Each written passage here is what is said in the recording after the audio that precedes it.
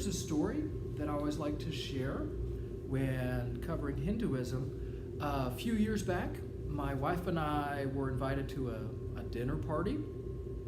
So we went to the dinner party. It was at a restaurant. And we noticed that they had reserved a big dining room there in the restaurant. And they had 2 tables set up, really long tables. And they were the little placeholders. So in other words, it was prearranged seating. So we went and found our names on the little placeholder cards. And I was disappointed to see that I wasn't sitting with my wife. One reason being that she had kind of brought me to this dinner party. I didn't want to go. I didn't know anybody there. Number 2, my wife's really beautiful. I wanted to sit with her. So then more guests came in, and then the dinner was served, so everybody was seated. And I noticed that all the men were at one table and all the women were at another, which is kind of interesting. And I quickly realized that almost everyone there was from India. So then I started to get interested, because one thing that I love to do is I love to meet people from different cultures, and I get to learn from them by interacting with them. So dinner started and conversation started. So then I started talking to the people around me. I said, look, where they were from, and they were naming some of the big cities in India like Mumbai.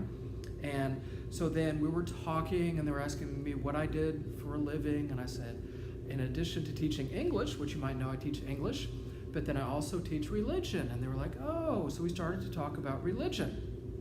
So I knew that, just about most people in India are Hindu. So we started to talk about Hinduism, and we're going back and forth and everything. So then I said, well, do you know about Jesus of Nazareth? And they were like, oh yeah, we know about Jesus of Nazareth. And this really struck me, because I was like, well, you're Hindu. You're not supposed to know about Jesus of Nazareth, right? And so they said, oh, we do. And I said, well, what do you know about Jesus of Nazareth? To kind of continue the dialogue. And then it was almost like a Sunday school lesson. They went through the life of Jesus and his teachings and his ministry and crucifixion, and I was just like, wow. And so I said, well, how do you know this? And then they shared something with me about how they knew it. And would I bet you're kind of wondering, well, Mr. K, how come you're holding the Bhagavad Gita? And I'll show you. So again, this is from the Bhagavad Gita. A devotee of Krishna is friendly to everyone. Therefore, it is said here that he has no enemy. How is this? A devotee situated in Krishna consciousness knows that only devotional service to Krishna can relieve a person from all the problems of life. He has personal experience of this, and therefore he wants to introduce this system, Krishna consciousness, into human society. There are many examples in history of devotees of the Lord who have risked their lives for the spreading of God consciousness. The favorite example is Lord Jesus Christ. Wait a second, this isn't the New Testament, y'all. This is the Bhagavad Gita. What is it? Lord Jesus Christ? He was crucified by the non-devotees, but he sacrificed his life only for spreading God consciousness. Wow. So here I was at the dinner party, and I was learning something. Wow. Hindus, they have full knowledge of Jesus of Nazareth, Lord Jesus Christ.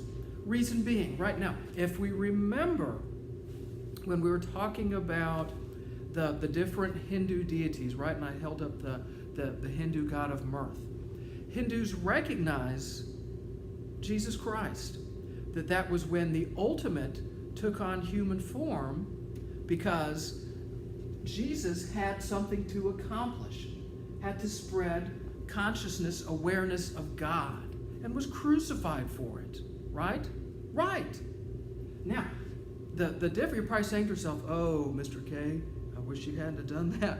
But the difference here is that in Hinduism, that this has occurred and occurs, still occurring, a multitude of times. Because whenever the holy, the ultimate, recognizes that human beings are in need of contact with the divine, then it's going to enter into the world in the figure of a god or goddess. And that's what happened. So, wow, I learned something at that dinner party. It's one of my favorite stories to tell about Hinduism. And I'd like to share it with y'all and just let that seed kind of be planted within you.